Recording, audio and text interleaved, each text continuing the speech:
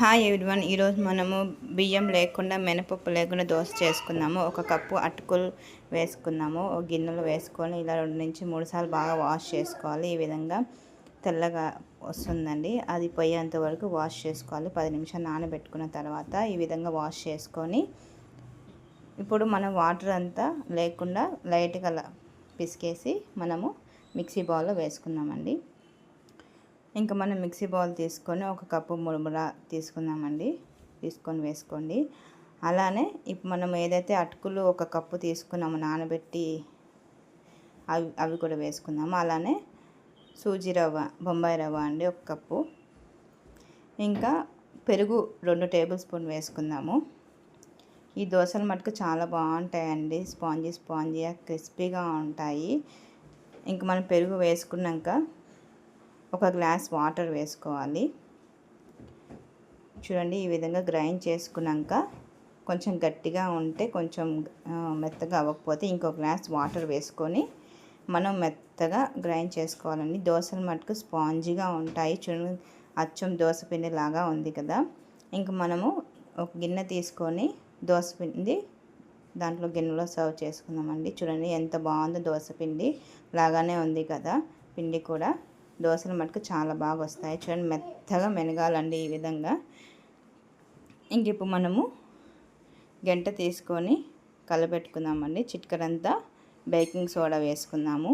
అలానే 1 table spoon tasty salt వేసుకుందామండి. ఇంక ఇవి 2 వేసుకున్నాక ఇంకా మనం గంట తీసుకొని ఈ విధంగా కలుపుకోవాలండి.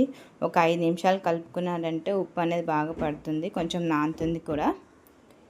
ఇంకా 10 నిమిషాలు పక్కన పెట్టేసుకోవాలి. కలుపుకున్నాక పిండి అనేది బాగా పులుస్తుంది, సోడా వేసాం కాబట్టి. చూడండి, 10 నిమిషాల తర్వాత కొంచెం పొంగుతుంది పిండి అనేది, ఈ విధంగా అవుతుంది. ఇంక మనం దీంట్లోకి ఆనియన్స్ కావాలంటే ఒక ఆనియన్ సన్నగా కట్ చేసుకొని వేసుకుందామండి. మీకు కావాలంటే కొత్తిమీర, కరివేపాకు కూడా వేసుకోవచ్చు, అది మీ ఆప్షన్. బాగుంటాయండి దోశలు మటుకు. ఖచ్చితంగా ఈ వీడియో చూస్తూ చేయండి అండి. దీంట్లోకి శనగింజల చట్నీ అయినా లేదంటే టమాటా చట్నీ అయినా చేసుకోవచ్చు. ఇంకా మనం చట్నీ నేను చూపించలేదండి, చేసేసాను. ఆనియన్స్, టమాటా, తెల్లగడ్డలు, కరివేపాకు వేసుకొని గ్రైండ్ చేసుకున్న తర్వాత శనగింజలు వేయించుకొని గ్రైండ్ చేసుకోవాలండి. తగినంత ఉప్పు వేసుకొని ఇంకా మనం పెనం పెట్టుకొని ఆనియన్ తీసుకొని ఈ విధంగా స్ప్రెడ్ చేయాలండి. దోశ మటుకు బాగా టేస్టీగా వస్తుంది. ఒక 2 సెకండ్లు ఈ విధంగా పూసారంటే సరిపోతుందండి. ఇప్పుడు మనము దోశ పిండి ఒక గంటతో తీసుకొని ఈ విధంగా స్ప్రెడ్ చేసుకోవాలండి. మీడియం ఫ్లేమ్లో పెట్టుకొని దోశ అనేది మనం రెడీ చేసుకోవాలి. హై ఫ్లేమ్లో పెట్టద్దండి, మీడియం ఫ్లేమ్లో పెడితే బాగా ఉడుకుతుంది. చూడండి, డాట్స్ వస్తుందంటే మీకు దోశ అనేది స్పాంజీగా వస్తుంది. ఖచ్చితంగా నేను చెప్పినట్టుగా చేశానంటే బాగుంటుంది. చిటికెడంతా నూనె వేసుకోండి. ఇంకా మనం ప్లేట్ పెట్టుకుంటే బాగా పొంగుతుందండి. దోశ అనేది త్వరగా అయిపోతుంది. ఒక 2 సెకండ్లు మూత తీసి పెట్టారంటే ఇంక ఇప్పుడు మనం దోశ అనేది తిప్పించుకుందామండి.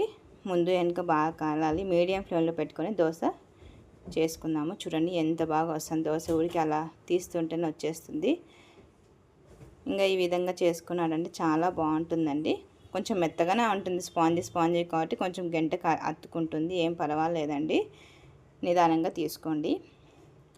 ఇది మటుకు చాలా బాగుంటుంది. చాలామంది బియ్యంతో, మినపప్పుతో చాలా రకాలు చేస్తుంటే ఈ విధంగా చేసుకోండి. డైట్ మెయింటైన్ చేసే వాళ్ళకి చాలా బాగుంటుంది. ఎన్ని దోశలైనా తినచ్చు, ఏం కాదు. చూడండి, ఇప్పుడు తిప్పించుకోండి. ఒక 2 సెకండ్ తర్వాత చూడండి బాగా కాలిపోయింది దోశ మటుకు. ఈ విధంగా కాల్చుకొని తిన్నారంటే చాలా బాగుంటుందండి దోశ మటుకు. పిండి మొత్తం ఈ విధంగా చేసుకొని మెత్తగా స్పాంజీగా ఉంది కదండి, చట్నీతో సర్వ్ చేసుకోండి. చూడండి, మెత్తగా వచ్చేస్తుంది దోశ అనేది. బియ్యము, మినపప్పు లేకుండా ఈ విధంగా దోశ చేసుకున్నాను. చాలా అంటే చాలా బాగుంటుంది. శనగింజల చట్నీ కానీ టమాటా చట్నీ కానీ చేసుకోండి. చాలా క్రిస్పీగా టేస్టీగా ఉంటుందని ఖచ్చితంగా లైక్ చేయండి, సబ్స్క్రైబ్ చేయండి, షేర్ చేయండి. ఒక దోశ కాదు 3-4 దోశలు తినేస్తారండి. చాలా అంటే చాలా బాగుంటుంది. ఖచ్చితంగా మా వీడియో చూస్తూ చేసుకోండి. ఎంతో రుచికరమైన స్పాంజీ దోశ అండి, రైస్ లేకుండా, మినపప్పు లేకుండా.